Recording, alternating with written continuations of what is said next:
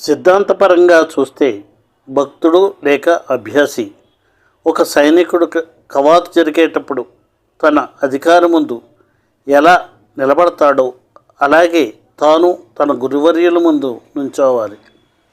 ఆ మిలిటరీ అధికారి అటెన్షన్ అనగానే ఆ సైనికుడు నిటారుగా నిలబడి తన అధికారికేసి సూటిగా చూడవలసిన ఆవశ్యకత ఏర్పడుతుంది.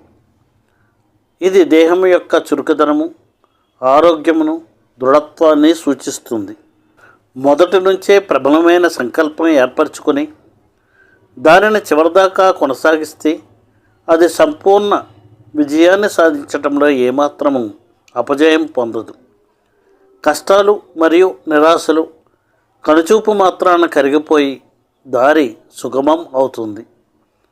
మన దృఢ సంకల్పమే తెలియని వనరుల గుండా తనకు తానే శక్తిని గ్రహించి కార్యసిద్ధికి తోడ్పడుతుంది.